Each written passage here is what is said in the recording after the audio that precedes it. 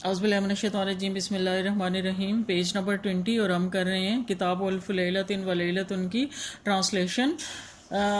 فقال لہا، تو اس نے اس سے کہا، یعنی اپنی بیوی سے، انتے تم تو وہ ہو، ما عندہ کی خبر بامر الحمار، جس کے پاس گدھے کے معاملے میں کوئی خبر ہی نہیں۔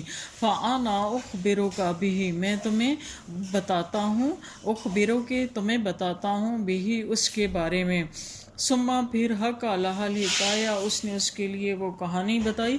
فقالت لہو زوجتہ، تو اس نے اپنے خاوند سے کہا، تو اس نے اس سے کہا، زوجتہ اس سے، فقالت لہو زوجتہ، تو اس کی بیوی نے اس سے کہا، یا ویلنا، ہائے بچائے، من اللہ، آئے اللہ بچائے، کیفا کیسے، مدا لنا حاذا الزمان، کیسے ہمارے ساتھ گزرا یہ سارا عرصہ، ہائے اللہ بچائے کیسے گزرا یہ سارا عرصہ ہمارے ساتھ۔ وَنَحْنُ، جبکہ ہم، نستخدم، خدمت لیتے رہے، بنی آدم سے، کیسے ہم خدمت لیتے رہے بنی آدم سے۔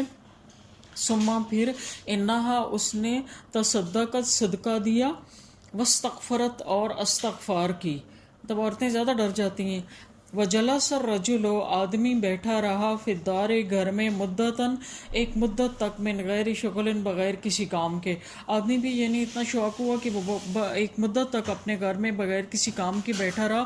فقالت لہو، تو اس سے کہا، زوجتہ اس کی بیوی نے، الی متی ھذا العقود، الی متی ھذا العقود، کب تک رہے گا یہ بیٹھنا، فی البیت، گھر میں، من غیر شغل، بغیر کسی کام کے۔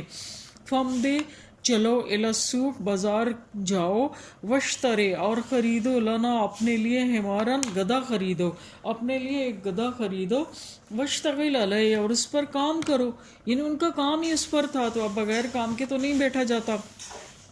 فمدا، پس وہ گیا، الی السوق، بازار، ووقفا، اور وہ ٹھہرا، عند الحمیر، حمیر حماروں کی جمع ہے، اس کا مطلب ہوتا ہے گدھوں کے پاس، یعنی گدھوں کا جو ریوڑ تھا نا اس کے پاس رکا۔ وَإِذَا هُوَ بِحِمَارِهِ، پس اس نے دیکھا، بِحِمَارِهِ، اپنے گدھے کو، یُبَاعُ، کہ وہ بیچا جا رہا ہے۔ جب اس نے دیکھا اپنے گدھے کو کہ وہ بیچا جا رہا تھا وہاں پر، یعنی اچانک اس کی اپنے گدھے پر نظر پڑی، اس نے دیکھا اپنے گدھے کو، یُبَاعُ، کہ وہ بیچا جا رہا تھا، منڈی تھی نا تو اس نے اپنا گدھا پہچان لیا۔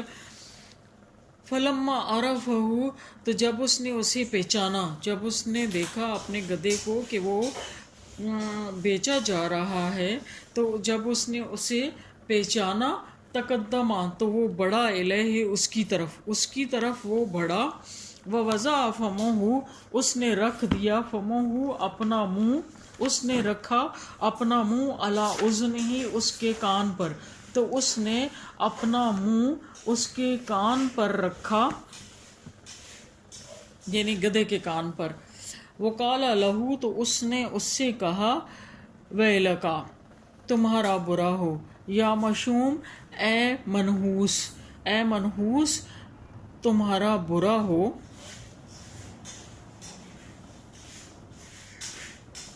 اچھا، اللہ کا، شاید کہ تم، رجعتا، واپس آ گئے، الی السکر، نشے کی طرف، شاید کہ تم نشے کی طرف واپس آ گئے۔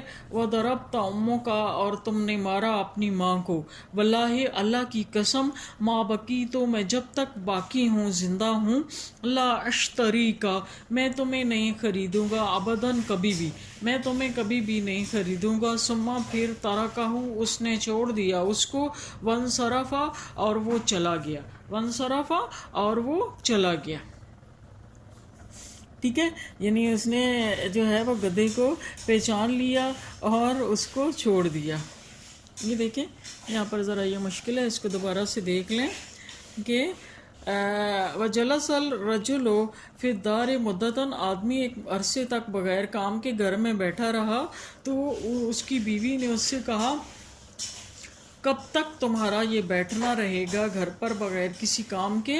تم جاؤ بازار اور اپنے لیے گدھا خریدو، اس پر کوئی کام کرو، تو وہ بازار گیا اور وہ وقف عند الحمیر گدوں کے پاس رکا، وَإِذَا هُوَ بِحِمَارِهِ يُبَاعُ اور اس کا گدھا وہاں پر فروخت ہو رہا تھا۔ جب اس نے اس کو پہچانا وہ اس کی طرف آگے بڑھا، اپنا منہ اس کے کان پر رکھا اور اسے کہا اے برا ہو اے منحوس تمہارا، شاید کہ تم نشے کی طرف واپس آئے، اپنی ماں کو تم نے مارا، اللہ کی قسم میں جب تک باقی ہوں تمہیں کبھی نہیں خریدوں گا۔ پھر اس نے اسے چھوڑا اور وہ چلا گیا۔ حامد حامد جدہ کو ہنستا ہے، واللہ اللہ کی قسم انہا لحکایۃ لذیذۃ ایک مزیدار کہانی ہے، یہ ایک مزیدار کہانی ہے۔ من الف حاضل کتاب، من الف کس نے لکھا، حاضل کتاب اس کتاب کو، الف یؤلف و تالیف اردو کا لفظ ہے، مؤلف بھی کہتے ہیں، عربی اردو میں بھی کہتے ہیں، رائٹر کو مؤلف کہتے ہیں، اور الف یؤلف لکھنا۔ کس نے لکھا یہ لکھی یہ کتاب؟ سعید کتاب الف لیلۃ و لیلۃ، کتاب الف لیلہ و لیلہ من الادب الشعبی، یہ قومی شعب قوم کو کہتے ہیں، قومی ادب میں سے ہے، الذی لا یؤلف شخص معین جسے کوئی ایک خاص شخص نہیں لکھتا، جسے کوئی ایک خاص شخص نہیں لکھتا، بل یشترک فی تالیفہ بلکہ شریک ہوتے ہیں اس کی تالیف میں، اس کو لکھنے میں شریک ہوتے ہیں، اشخاص کثیرون بہت سارے لوگ، ارامر للاجیال نسلیں گزرنے کے ساتھ ساتھ، لا نعرف اسماءہم ہم ان کے نام نہیں